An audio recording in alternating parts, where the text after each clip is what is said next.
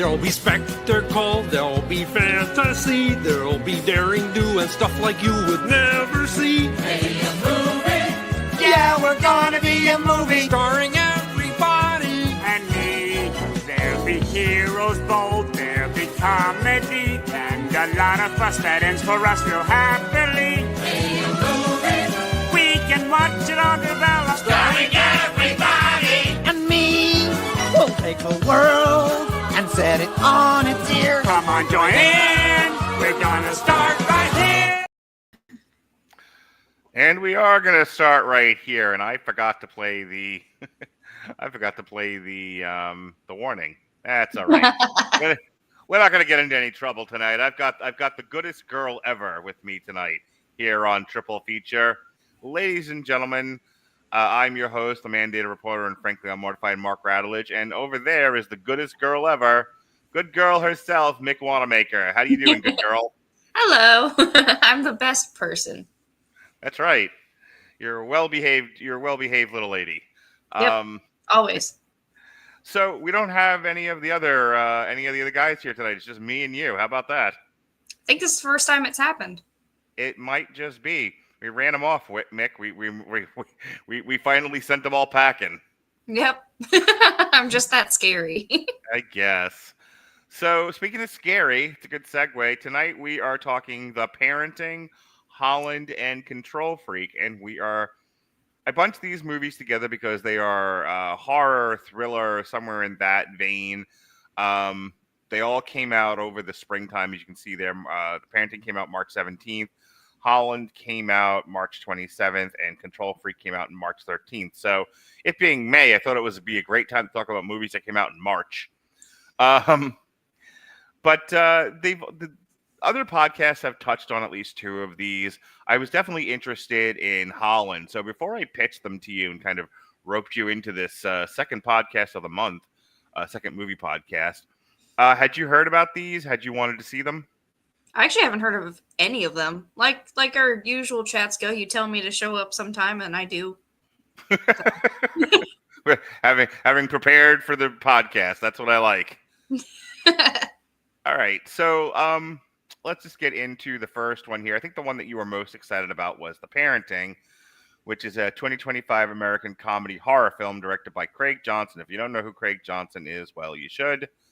He before this, he did 4 episodes of Special on Netflix, which was 2021. He did the 2018 Alex Strangelove, the 2017 Wilson, the 2014 The Skeleton Twins, and the 2009 The Adolescents. So that's what he's known for. And it was written by Kent Sublett. It stars Nick Dodani, Brandon Flynn, Parker Posey, Vivian Bang, Lisa Kudrow. In the second thing I've seen Lisa Kudrow in this month, Dean Norris, Brian Cox, and Edie Falco. So what made you excited to talk about this one? This one was my favorite throughout all 3 movies. Mm-hmm. It's definitely one that I'm going to be watching it more often. Like, I enjoyed how funny it was. I enjoyed the progression of it. I never felt like it was too slow. Like, I'm just really excited about it. Okay. Where does like the the horror comedy subgenre of horror land for you on the scale of different horror subgenres? It's right below gore because personally I'm not a paranormal person, but if there's a like comedy aspect to it, then it's fun. I was trying to remember that horror movie with the 2 country boys who it looks like they're the serial killers, but they're not. Is this one that we reviewed? No, I don't think so. Okay. I'll think of their names later. It's like basic name, wild, scary movie or something. I don't remember. I'll think of it later, but it gave me those vibes. Were you a big Evil Dead person? Actually, no. I've never seen Evil Dead. You've never seen any of the Evil Dead movies? Wow, okay. I've seen Evil Dead the musical when they came to town. Everything's a musical. If you ever get a chance to watch, I know we reviewed it this past fall, and Dorian was on a couple of those episodes. Ash versus Evil Dead. Mhm. It's if you like your comedy, you like your horror, you like your splat stick. That's a good one to check out. So, what is the parenting? Essentially, the plot is we have two lovers, two men, and they booked a Airbnb for the weekend, and they invited both of their parents to come. And this is the first time their parents are meeting, and it's a classic odd couple thing where this couple, separated from their parents and their lives, get along just fine, but deep down inside, one is kind of loosey goosey, the other one's kind of tightly wound, and their parents are extensions of those personality qualities. You've got the tightly wound parents who are controlling, and they have, and they are sort of highfalutin, and they look down on the lesser folk. And then you have the loosey goosey guy and his parents, who are played by Lisa Kudrow and Dean Norris rather. And they're just kind of everyday folk. They have no airs about them. They're just they're just kind of lazily walking through life. Perfectly fine, normal white people. I don't know how else to describe it. But no sooner than they get there, and then they accidentally awaken a demon, which has been trapped in this house. Because you see, as we learn at the beginning of this movie, we have a young teenage daughter who summoned a demon with her friend, and now we have Parker Posey, who is controlling the Airbnb, who works for the demon and has to send its sacrifices. The demon has to find a body to incorporate in order to come back. So that's what the whole setup to this is, and it's a long, slow burn to get to the point where we finally get to see the demon in full effect and what it's doing to this family and how it's interacting, and then it all ends with them doing the final body transfer, and sacrifices are made. The family that was apart and distrustful of each other finally comes together because they know each other a little bit better now. I feel like I say that every podcast. They are able to draw the demon out into its solid form, and they kill the demon, and they all love each other, and they live happily ever after. So that my plot synopsis does not do it nearly enough justice. But so tell me your craft thoughts on the parenting. So I thought it was well done for what it is. Mm-hmm. Like this is like if Scary Movie decided to take themselves seriously. Yeah, I could see that. Like having their own plot and everything, not copying anything else, but still having that almost slapstick kind of humor to it. Yeah. And the pacing, I didn't think the pacing was that bad. It was a slow burn in the sense of like you said, you don't see the demon until the end almost. But you still get to see the other family that died. Yeah, that it starts right up with that. The cold open is the demon killing the first family. We don't have to do like a strict you talk, I talk. We can just have a conversation like humans. Yeah. I have to tell you, everything I liked about this movie had nothing to do with the horror elements. Yeah. I can agree with that. The horror elements are the reason you're watching it, but to me, the strongest elements of this movie were the family relationships. I'm actually going to work backwards because at the very end of the movie, so the demon possesses the tightly wound guy's father, who is Brian Cox. Is his name Fred in the movie? Frank. Yeah. Yeah. So he possesses Frank, and it plays on the idea that the demon always takes always plays on your insecurity. It plays on your worst fears, and so he's making Frank, who is the tightly wound guy's father, call him all kinds of gay slurs. He says he's not good enough. Just says all the most hurtful things he can think of. And the kid and the kid being halfway bright about this goes, "That's not my real dad. My real dad would never say those things to me." He wasn't the Right. most loving or affectionate man. He was a bit hard to read when it came to that, but I know he accepted me for what I am. And so at the end of the movie, the dad actually says to him, and this touched my heart. You know, he tells the son that he loves him, and the kid goes, "I know." He goes, "No, you don't know, because I don't ever tell you." And how would you know unless I tell you? I'm gonna start crying again. How would you Aw. know unless I tell you that I love you? And I think it's such a powerful and important message in the movie that I always try to tell that to my son as often as possible, that he is loved, he is cared for, he's appreciated, and I tell him I love him every chance I get, because you never know, and the movie kind of plays on this. You never know when you're gonna lose the opportunity to tell a beloved relative, parent, whatever, how you feel about them. And Right. so we can't spend all day and all night treasuring each other, but making some time forward is important, and that was one of the messages of the movie.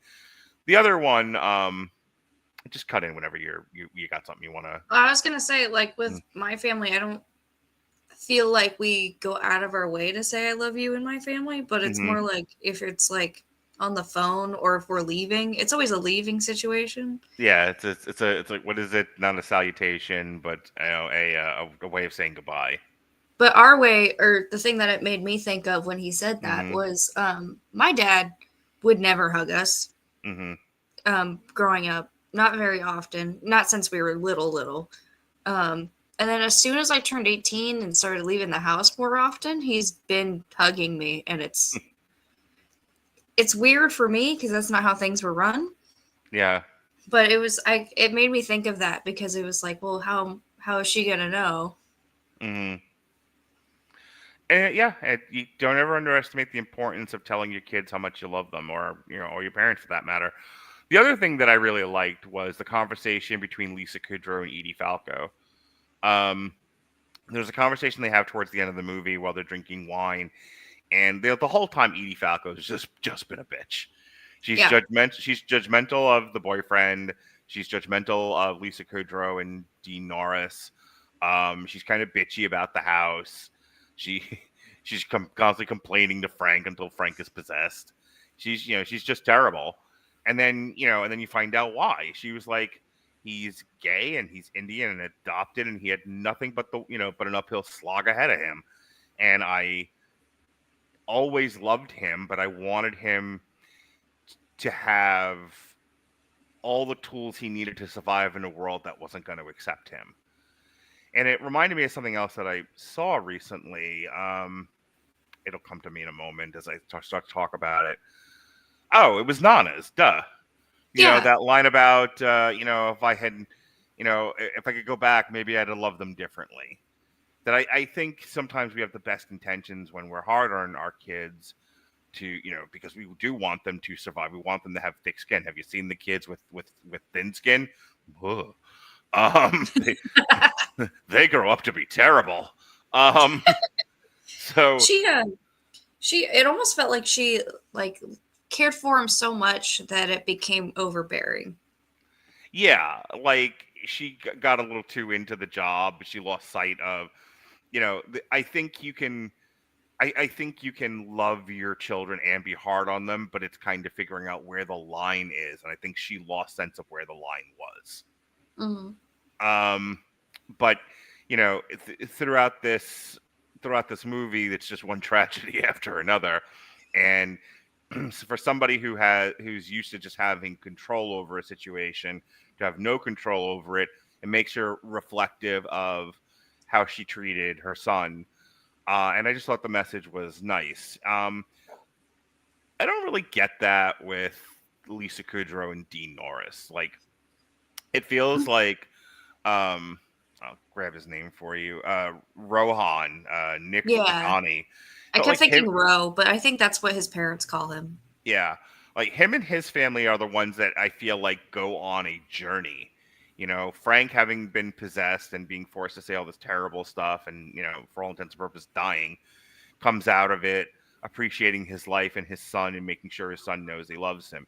Edie Falco comes out of the situation realizing I don't always have to be hard for my son to do well in this world. I can love him just the same. And even, Rohan comes out of this different than when he started, because, he goes the whole trip up there.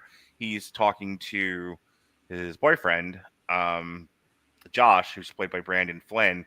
And he's like, it's I accept you and love you for who you are, but you are not what my parents want for me. So change. So Here. I'm going to change you for you, almost. Yeah. Like when he gave him his clothes to wear after Yes. a certain point. I was going to say, you took the words right out of my mouth, Mick. It was like, here, put on this costume.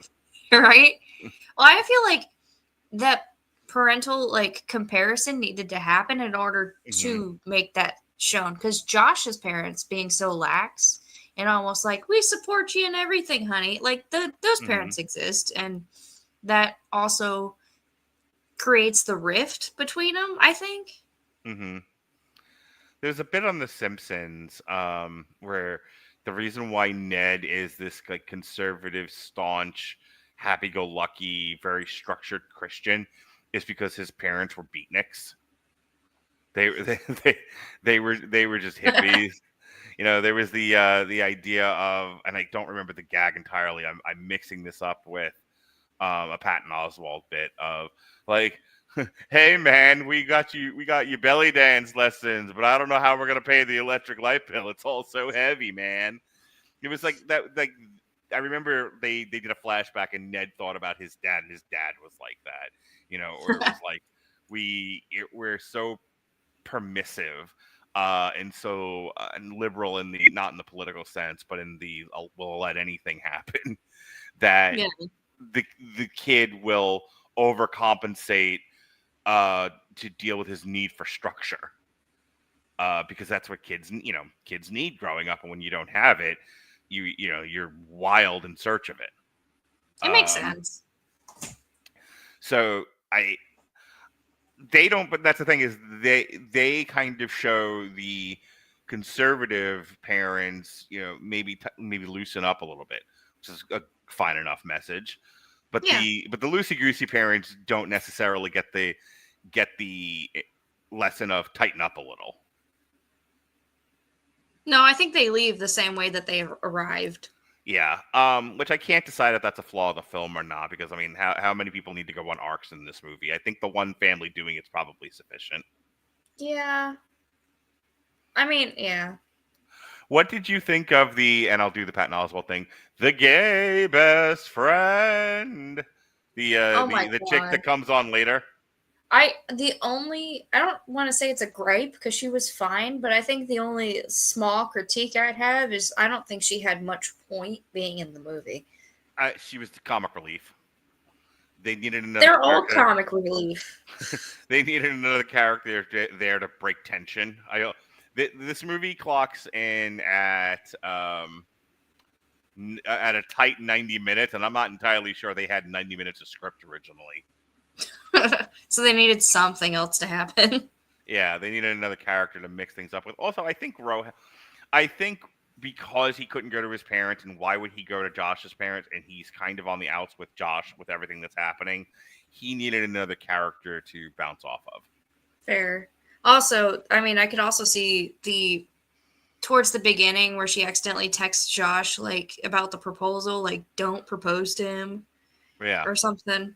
Like that would have been fine if they left it at that, and maybe we could have seen her through text more often. But again, I don't hate her. I don't think she was like no, but and I will tell you, and I will tell you that I think another use of her character is she speaks the argument into the film about found family. Because this movie is very much about you're born into family or the family that raises you. But I think, as we all know, with our different walks of life, and this will be the last thing I say so we can move this on. There's something to be said for found family. I am, and maybe you disagree with this, maybe you don't, but I am of the belief, and I say this a lot in my therapeutic work with other people, you are not bound or obligated to keep blood family in your life. If people are abusive, neglectful, toxic, unpredictable, unreliable, just because they're related to you doesn't mean you should keep giving them free shots at you. Right. it's harder with actual parents, but whatever your relationship is with people, if people are not adding to the joy and fulfillment of your life, you're on no obligation to keep them there. And she has this whole argument about, if you guys get married, you're going to leave me out of things, and then I have no family. And I thought and I would imagine if we were to get a panel of 10 people and say, what did you resonate most with? It's probably her. I think most people would find themselves thinking very much a similar thing of, if my found family ever leaves me, I'm not going to have anybody because I don't relate to my blood relatives and I don't have other connections. Like this is it, You're like, this is my people. Right. I think a lot of people would feel the way that she did. Oh yeah. So I will go ahead and say the following. This got a 48% on Rotten Tomatoes. The website consensus reads, playing in the well-worn horror comedy sandbox, Craig Johnson's The Parenting may need a timeout when it comes to reinvigorating the genre. Yeah, I don't see. This is one of those things where I think people were hyper focused on the horror elements of it, and the horror elements are the weakest part of this movie. You can't take it too seriously. Yeah, we're at this 20 minutes, and all we've talked about is the relationship stuff. So, yeah. which at least should tell the audience, at least from my vantage point, the horror had no impact on me whatsoever. I mean, my favorite part about the horror was actually more of a comedy line. Mm-hmm. Like when the lady who summoned it was just like, they asked her about like, what's with all the gay slurs? And she's like, well, it's the time. He's old. That was hilarious. Yes. Parker Posey is one of my favorite things about this movie that doesn't have anything to do with parenting relationships. I thought she was hilarious. Oh, she was great. Parker Posey is a very underrated actress, and she has some of the best of women actresses and comedians of the days of yore. She has some of the best comic timing I've seen. She's really phenomenal and underrated because she has kind of a weird look to her.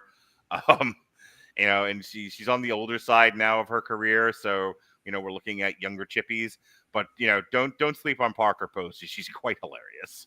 She did really well in this one. Yeah, I'll give you the final word on the parenting. Anything else you want to talk about? I think we covered it. I love the movie. I'm gonna watch it again. Fantastic. Let's get into Holland. This fucking movie. Holland. Go ahead. Yeah, go ahead. No, go ahead. I don't understand what I watched.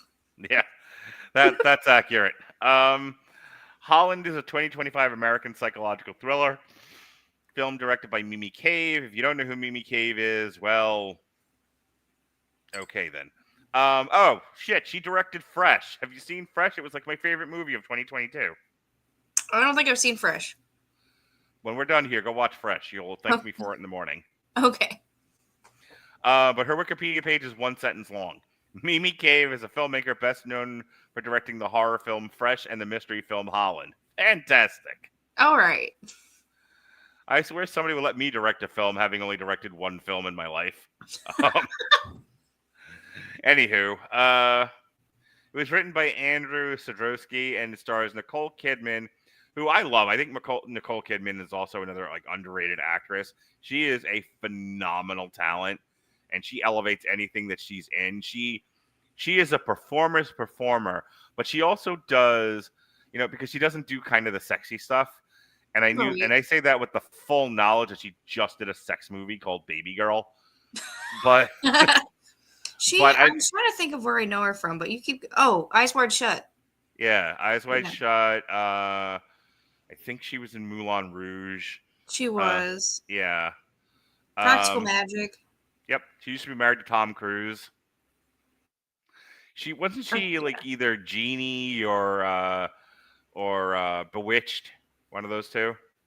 I'm going through the list. She was in Batman Forever. She was. That is correct. Oh, Bewitched. Yeah. So Nicole Kidman is one of these people. She doesn't always take like the big name, high IP, sexy roles, but she's in a lot of really interesting and fun stuff. So yeah, she's a really great actress. She's the best thing about this movie by far. It also stars Matthew McFadden and Gail Garcia Bernal. The story follows a woman, Kidman, who thought she had the perfect family life, but it turns out to be a twist after she sets out to find out if her husband, who's played by Matthew McFadden, is cheating on her, leading to unsuspecting consequences. The film premiered at South by Southwest Festival on March 9th, 2025, and was released on Amazon just a few weeks later. It received mixed to negative reviews from critics. I am not fucking surprised. Yeah. This thing came in at 108 minutes, and I had to watch it twice because the first time I fell asleep about midway through. And I woke up, and my girlfriend's like, I don't understand what we're watching, but this happened, this happened, this happened, and you pick weird movies. And I'm like, that's fair. I had to do the same thing. I ended up... Okay, I took a little bit of an edible, but also, like, I was sitting there, fell asleep one time, and then got the rundown. I still don't know. I thought it was just because I was a little dumb at the moment, but no, it wasn't. Yeah, I honestly, the movie I had in my head was much more interesting than the movie actually is. Mm-hmm. So I'll just get into the plot synopsis so we can talk about this. So Nicole Kidman is, I believe, a teacher, and she's married to an optometrist, and they have a son, and they have just the most perfect white people life you ever saw. They live in Holland, Michigan, the capital of white people stuff. Kind of reminds you of Norway. There's like tulip festivals and shit, and they do a lot of, ode to Norway kind of things. Holland is Norway, isn't it? Yes. We're so good at geography. Hold on. We are. Now I'm not sure. Damn it. I'm gonna look it up. Okay. And it doesn't really say in the Wikipedia. Just talks about the Tulip Festival. Netherlands. I was close. Dutch. That's right. Yeah. Okay. I was confusing Norway with the Netherlands. That's what I was doing. Anywho. So anyway, so she's living this nice suburban life, and she's playing, it takes place in the year 2000, but it could have been in 1950 the way they are all behaving. It was very old school. Yeah. But it's definitely the kind of movie that's just like, wouldn't everything be better if everyone lived far away from the hustle and bustle of cities and settled into a very, very sheltered, very secluded suburban area where nothing happens. If we all go to a place where nothing happens, we'll all be safe and happy. That's this movie. This movie takes place in an 80s movie is what it does. It takes place in the same, universe as like 16 Candles. So anyway, however, the fly in the ointment is that her husband keeps saying that he's got to go away on these trips, and he's an optometrist. He's not a traveling salesman. There's no reason for him to be going on all of these trips, but yet he does. And she gets suspicious of him, and so she thinks, well, it must be because he's having an affair. So she employs her teacher friend to help her spy on the husband, and because she's also a bored housewife, feeling trapped by the mundanity of suburbia, they have an affair. Because what better to solve the problem of boredom than by cheating on your spouse? Even when you think that your spouse is cheating on you. Just because 2 wrongs make a right. Yes, absolutely. Make the next 4 lefts. That's a circle. Just an aside, that actually happened once. A female friend of mine was driving a bunch of my friends home. When we were in high school, and we were, I don't know if you picked this up about me, but my friends and I in high school were jerks. I can see that. Yeah, we were assholes. You seem like the asshole type. I absolutely am. So thank you. And so she's like, all right, guys, tell me where to turn. And my friend just goes, make the next 4 lefts. And the other one yells out, that's a circle.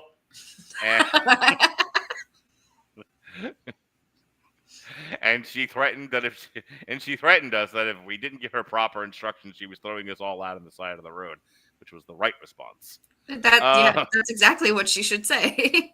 Yes. So anyway, So she's cheating on her husband that she thinks is cheating on her, and as it turns out, what he's actually doing is murdering people. He's a serial killer, you see.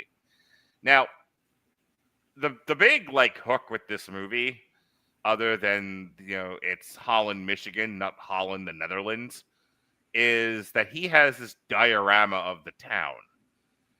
And I'm not kidding, because there's like a hallucination scene where I thought like the town itself was this diorama, and that by the use of magic or some sort of sorcery was keeping her trapped in this make-believe town that he was keeping in his house.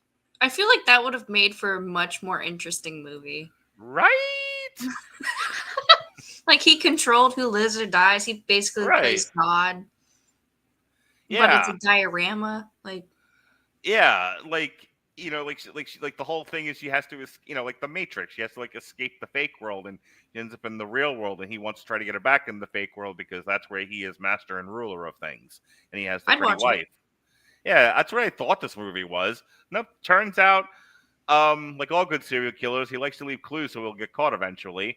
And the diorama is a representation of the places in which he's killed people. That's what the Wikipedia told me. I did not put that together by myself. Nope, not at all. Actually, that sounds like a Criminal Minds episode. But yeah, so she gets the guy she's cheating on her husband with to murder him, like you do, and he doesn't murder him, but he says that he did. And so when the husband turns up later, Nicole Kidman shits her pants, and then she's like, "What? I thought we killed him." He's like, "Well, the word kill gets thrown around a lot these days." And she's like, "Oh, this is ridiculous." And so she ends up confronting the husband, and the husband's like, "Let's just go back to the house, and you go back to being an oblivious housewife, and I will go back to doing what I'm doing, and we can pretend none of this ever happened. How about that?" And she says, "I hear what you're saying, but what if I shoot you in the face?" Which I find is a good counter argument to most discussions. Yeah. Like you have that, I raise you. Yeah, exactly. It's like, well, here, I believe a woman's right to choose. I believe in shooting you in the face. I understand what you're saying. So, I could have used any political issue there. I went with that one. So anyway, so she shoots him in the ear, and he, much like Poor Things, the best line of Poor Things is just like, women, they talk and they talk and they talk, and there's no choice left but to pull a gun. He goes, I love you. You're amazing. You're just the most wonderful person, but you deserve this. And he fires across the eyes. This backhands the shit out of her. And so they're fussing and fighting. She's told the kid to run. And then in the distance, you hear a gunshot. And, eventually she kills him, and they all live happily ever after? I guess. Yeah. And it just, that's all she wrote. Yep. Yeah. I mean, the last line of the Wikipedia summary. Harry escapes from the car, and Nancy kills Fred in the ensuing scuffle. So, Mick, what did you think of Holland? I'll tell you this. I feel like if this does get a following and it gets popular, it's only gonna be like asshole movie buffs who are like, well, you need to see this movie. It's such like an intellectual film. I believe the phrase you're looking for is movie chads. Yes. Okay. So, overall, it was a movie. There are so many movies that deal with the banality of white suburban life. I feel like this was going for that, but was like, but what if we amped up the style? And what if we don't direct Nicole Kidman and we just let her go for it? Just do it. Just do something. It feels like this was a short film, and they just and Mimi Cave just fell in love with Nicole Kidman and just kept filming her. It would have been so much better as a short film. Yeah. Because there's a lot of really stretched out scenes that didn't need to be as long as they were. It was. And I can tell you that's why it kept losing me. I feel that. It was a lot of nothing happening at the same time until like a certain point. But even then, it was not. It did not grab my attention long enough. And there was a lot of like building things up to things that don't really pay off at the level that they were built up to. Like, like when she starts digging into her husband's stuff and she finds out what she finds out, you would have thought that she had found out in that moment that Soylent Green was made of people, but it's not that. It's like it's really weird. The movie does this really weird thing where it amps up the tension, sort of Hitchcockian style, and then immediately deflates it to where it's almost like tonal whiplash. And like, if they were going for a misdirection kind of thing, then there's much better ways to do that.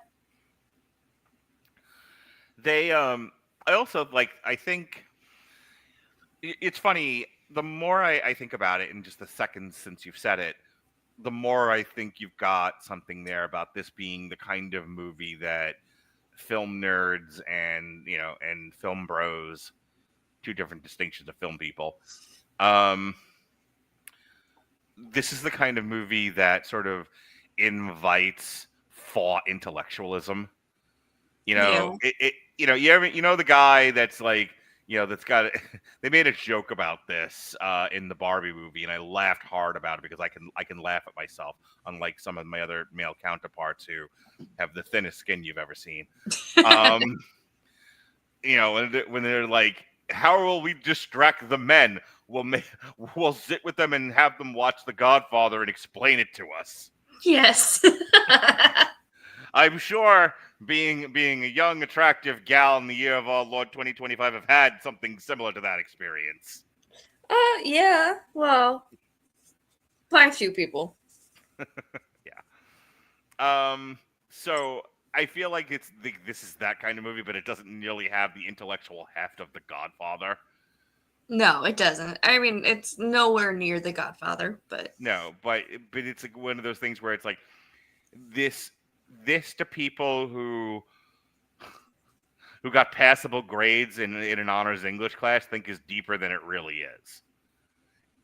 And I think Mimi Cave was trying to make something more of this than it really was, because this feels like a script that actually, my first thought when I was watching this was this a script I can't talk these days.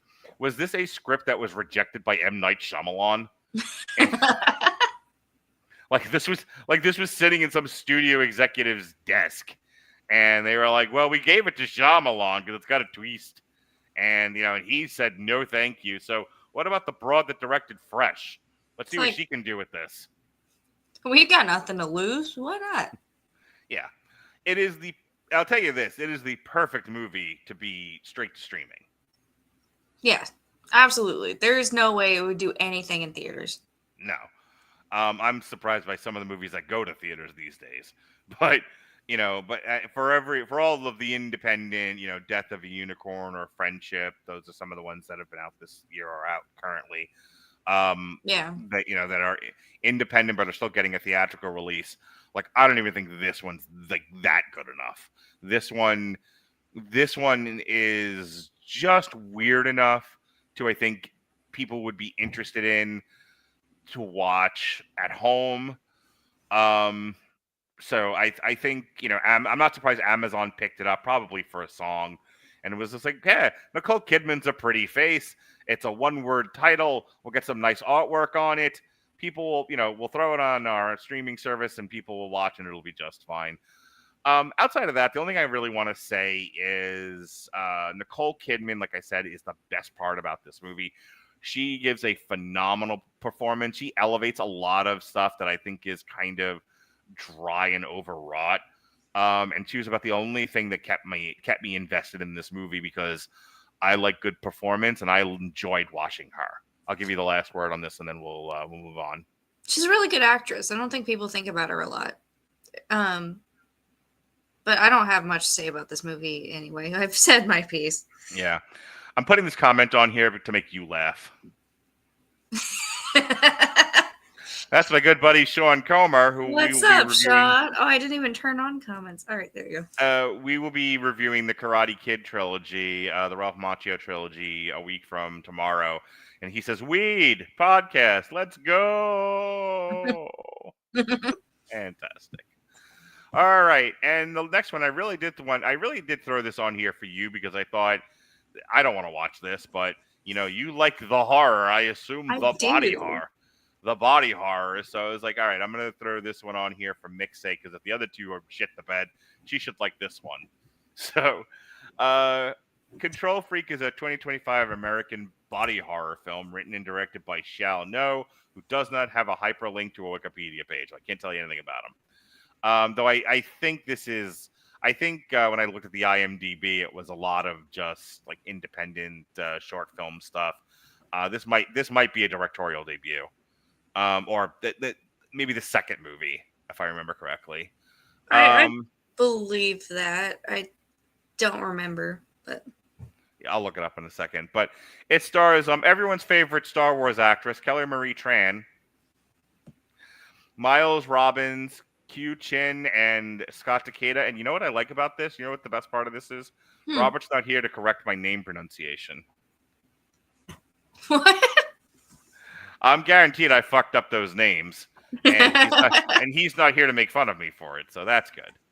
That works. Yeah. So the director, who I'm going to pronounce his name is Shao No, he's a director, writer, and editor.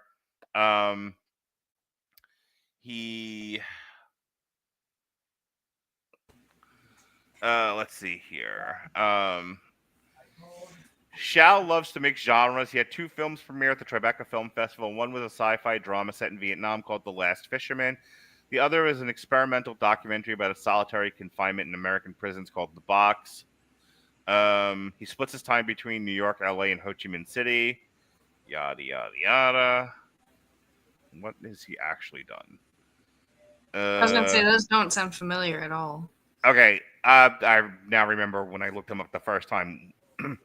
So he, before this, he did a movie called The Park, which came out in 2023, to which the plot is, after a virus kills all of the Earth's adults, rival children battle for control of an abandoned theme park. It has a 4.3 out of 10 on IMDb, and it's currently streaming on Tubi. So get after it, kids. Go watch. That sounds interesting. Yeah. When you're done watching Fresh, go watch The Park. Alrighty. So what's your favorite body horror film of all time? Of all time? Yeah. So, as far as the movies that I've watched that I can recall right now, I don't know what constitutes a body horror specifically, but I know there was one that someone showed me that I will never remember the name of because I think it was an offhand, it was on the TV thing, but I will always remember it because there's a group of hoity-toity people who what their thing was their bodies were morphing into one. So if they touched, then it would connect. It was an old movie from the 70s, 80s. Okay. I think one of the more classic examples of body horror, I actually just watched this not that long ago with Jonas, was Jeff Goldblum's The Fly. I did not see that one. So I don't think I watch a lot of body horror. Okay. Because I also know Tusk and Teeth. Oh, Human Centipede. Yeah, I think the kids, that's the more modern one that people would associate with body horror. I've actually never seen the Human Centipede. Have you seen The Substance yet with Demi Moore? No. Oh, you really should watch. My God. I want to, but who's in charge of making sure you watch movies these days? Who has that job? Me. Oh, okay. Oh, I'm going to continue to make suggestions. Go watch Fresh and The Substance. Okay. Well, I wanted to watch The Substance. I was waiting for it to go on a streaming that I have. Fair enough. Well, anyway, so that's this movie. This is sort of weird Asian body horror, psychological drama type deal. So the plot of this thing is Kelly Marie Tran plays a haunted Star Wars actress. Just kidding. She plays She plays a what do you call it? Motivational speaker. And She's like a life coach. yeah. And she's successful. She's doing well. She's touring the world. She is just on the cusp of becoming a megastar at this. But she's got an itch, you understand. She has an itch in the back of her head. And it's getting worse and it's getting worse. And she doesn't quite know what to do about it. So she can't seem to get rid of this thing. So she goes to see her aunt. And, you know, her family has all kinds of trauma that they've had to deal with. And the aunt sort of halfway points her in the direction of, I believe, her father. And her father's an old, like, weirdo. And he was like, we are cursed, don't you understand? We have this weird cultural curse that's on us, and you know that's why your head itches. And she was like, that seems like nonsense, you crazy old man. You're on drugs. Yeah. She goes back to doing motivational speaking, but the itch won't go away. And she also has a boyfriend who I believe is like her. It's her husband. Her husband, who's also filmographer. And he's like, have a baby with me. And she's like, yeah, that's the ticket. Yeah. So, in a weird subplot to this movie, she is hiding the fact that she's taking birth control and then lying to him about it. Eventually, she scratches a hole in her head, and she is sent to the hospital. At the hospital, she's like, she's going to take a while to recover from this. By this point, he's found out about the birth control. By this point, she's like, well, I can't move on with my life with a hole in my head. This doesn't seem to be getting any better. Maybe there's some merit to what my father's saying about me being possessed by a demon. And it turns out she is. And so she manages to get this entity out of herself, which she then drowns in the pool. And at the end of that scene, it looks like she's cradling a deformed, decrepit, black skinned, and I don't mean African American, I mean legitimately black skinned, like diseased baby. Yeah. And so the whole experience changes her. She's gonna try to be a better person. That's this movie. I've seen worse on Hulu, much worse. No Exit. Ugh. So this isn't that bad. But I didn't hate this movie. It's not really my speed, and I think if you have a high tolerance and a great appreciation to the point of maybe over appreciating certain horror movies, you'll probably get more out of Control Freak than I did. What did you think? So I was actually pleasantly surprised in this one. I will say too. You were freaked out about going into this, weren't you? I was just gonna say that. So like I texted Mark. I was like, I see there's a big bug on the cover art, and I am terrified now because like I said in the beginning here, I did not look into these movies. I go in blind. Mark tells me to watch something. I say okay, and I was like, please tell me this is not about a bunch of insects because I'm gonna freak out.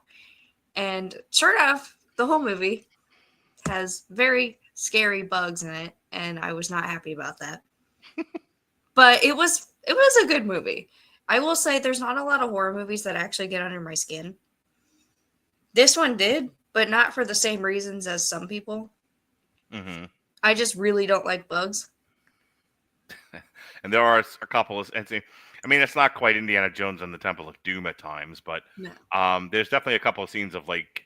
I remember living in California, I was eating lunch at my desk and I put my food on the floor, just not really thinking about it. Like I was done eating it, but there was still like crumbs and bones or whatever.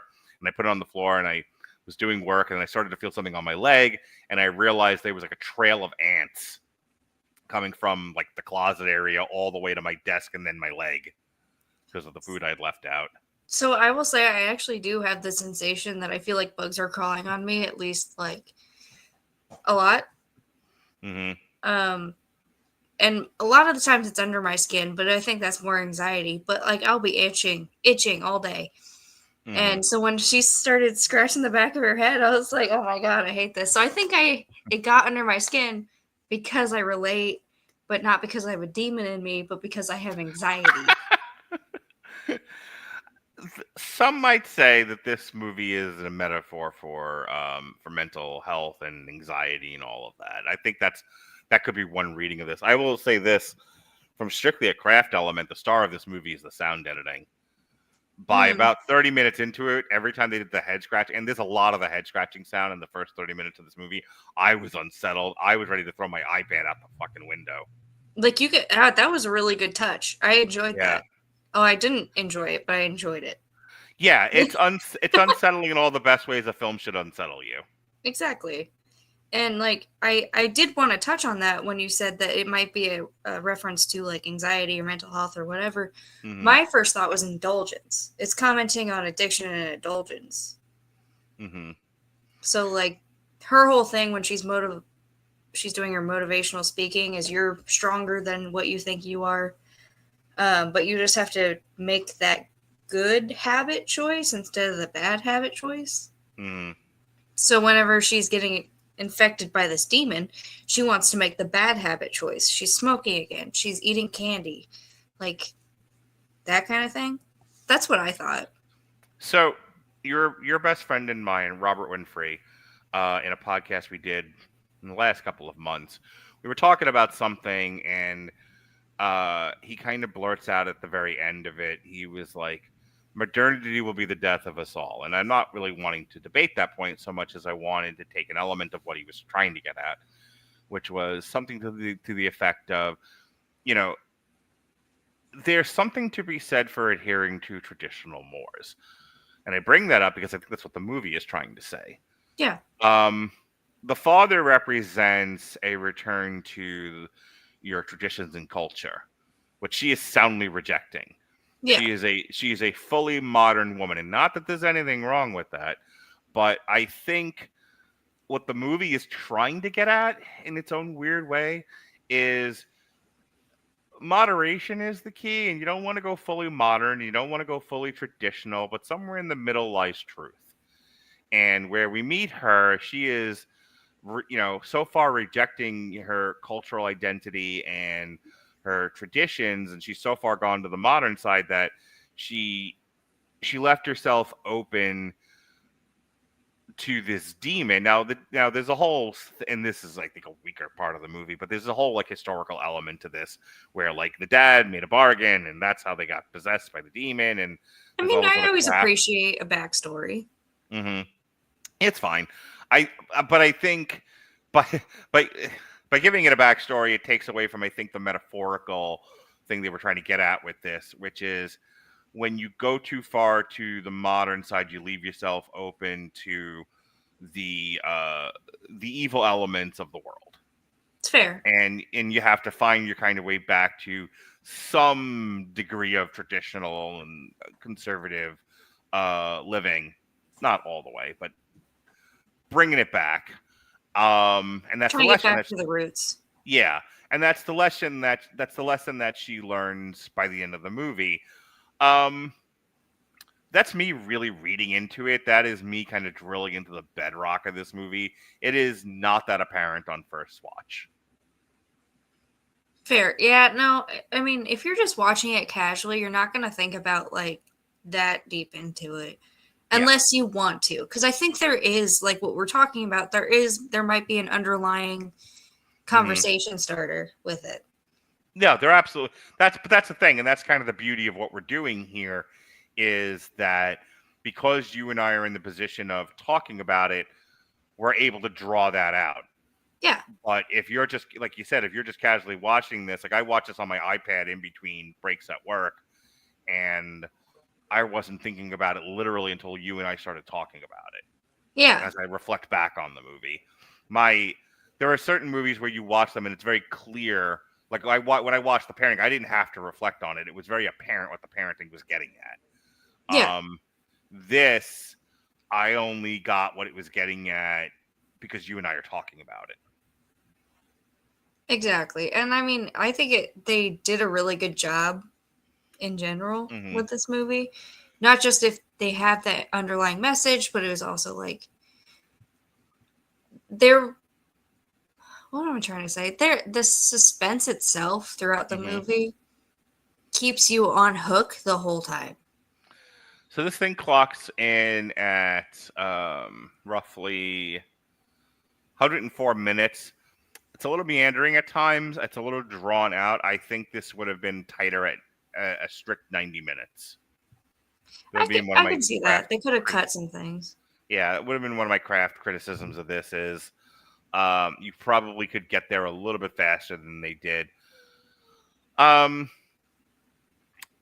The film got a 68% on Rotten Tomatoes.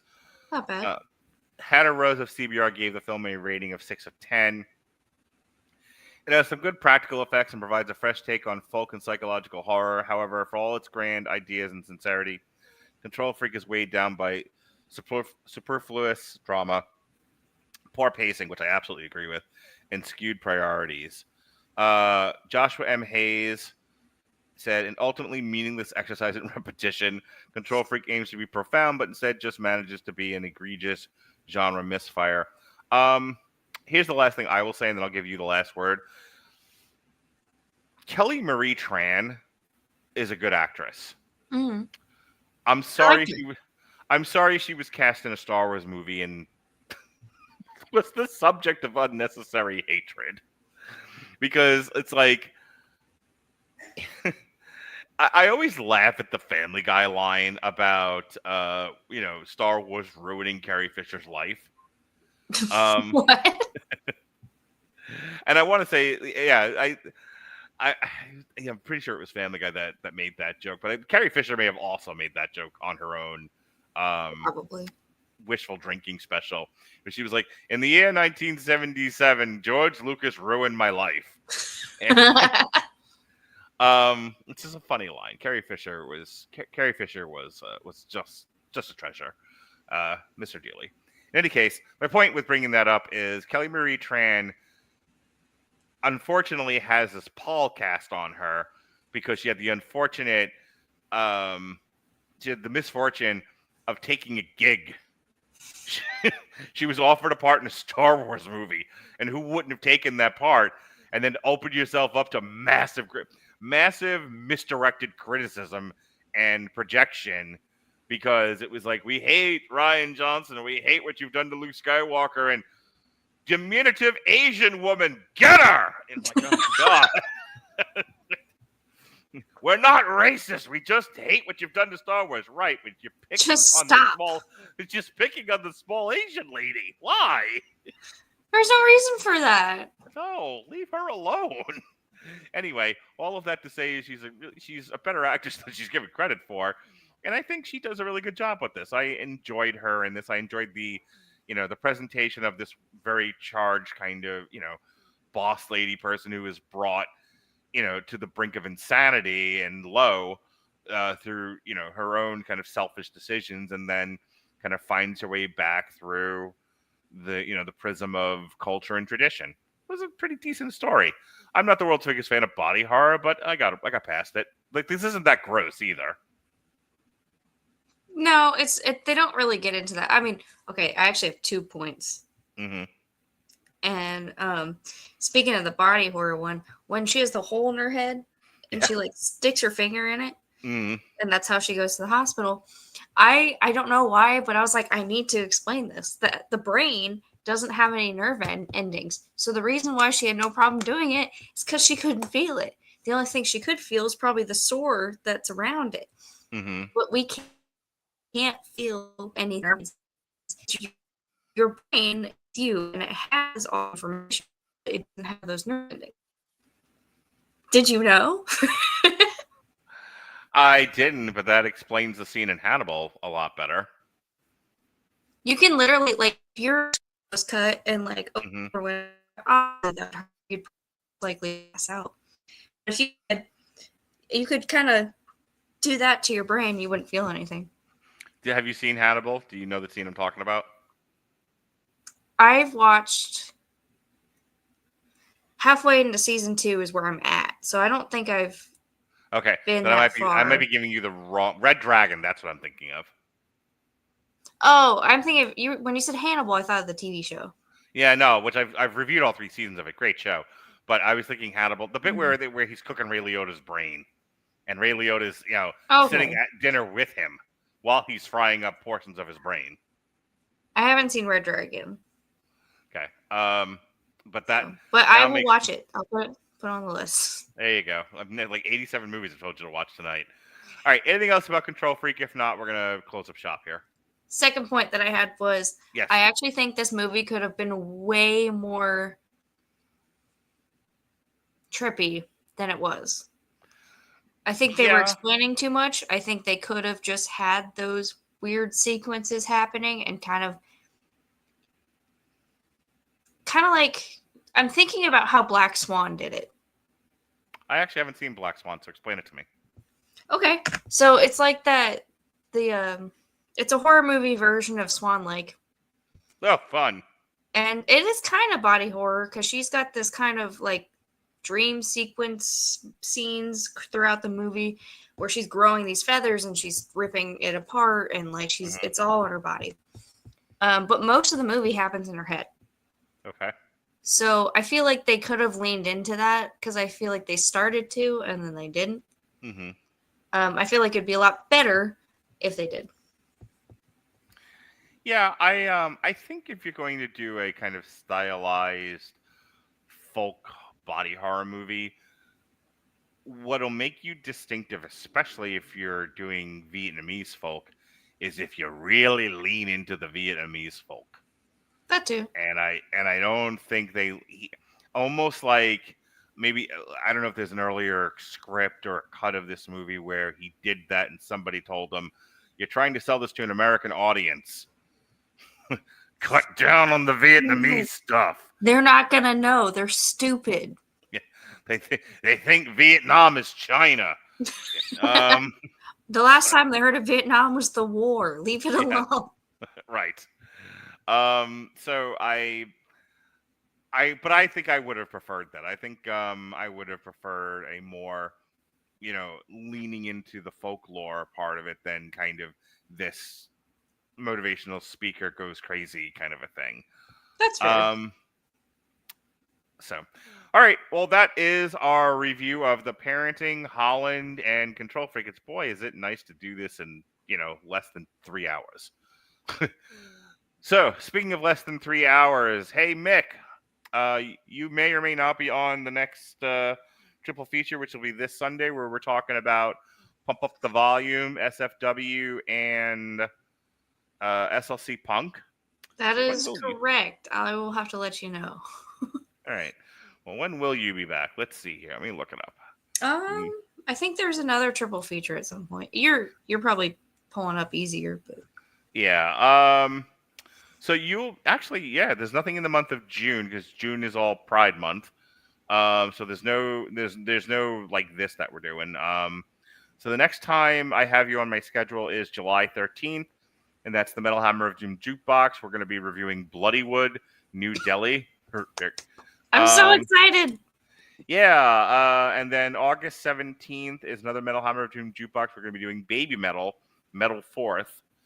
And then I have you on a triple feature for streaming movies, Happy Gilmore 2, Heads of State, and the Thursday Murder Club, and that's in September. So next month is June, so it's all Pride Month stuff.